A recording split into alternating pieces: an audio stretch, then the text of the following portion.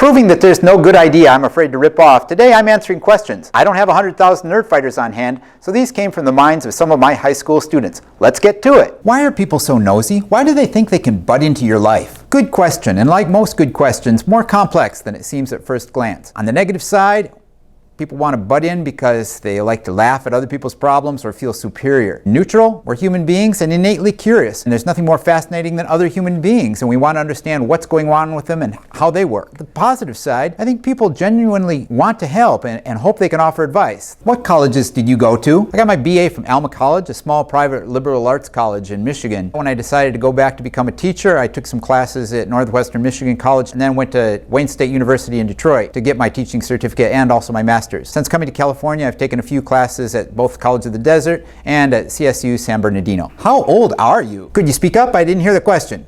Seriously, I'm old. 2 days older than dirt, in fact. In fact, dirt was my idea. I was born, took a look around, said, nice place, needs dirt. In fact, I'm so old I can't remember if that was my line originally or if I stole it from someplace.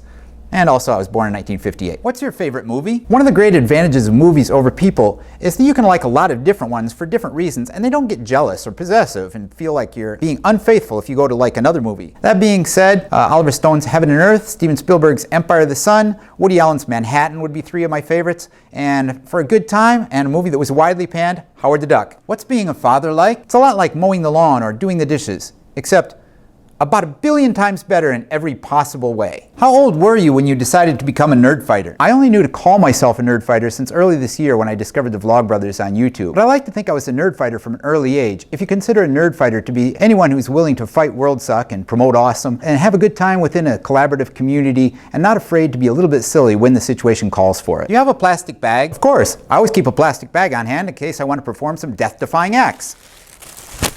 Kids, don't try this at home.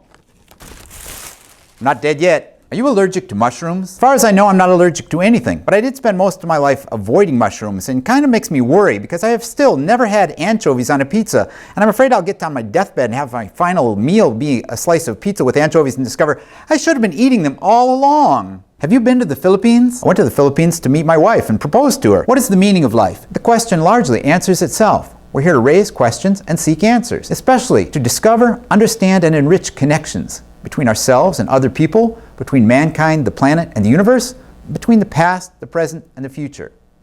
That was an easy one.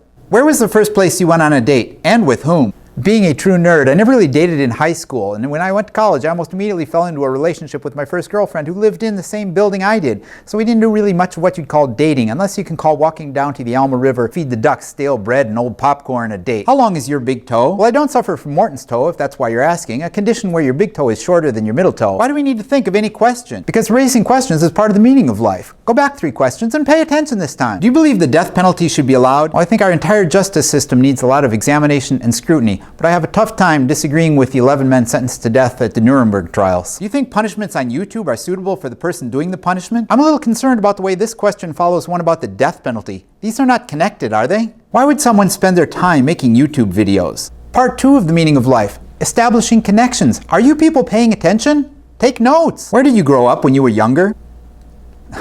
Who said I grew up? How tall are you? About this tall. What's outside of this galaxy? Everything else. And that's going to do it for this edition. Don't forget to be awesome.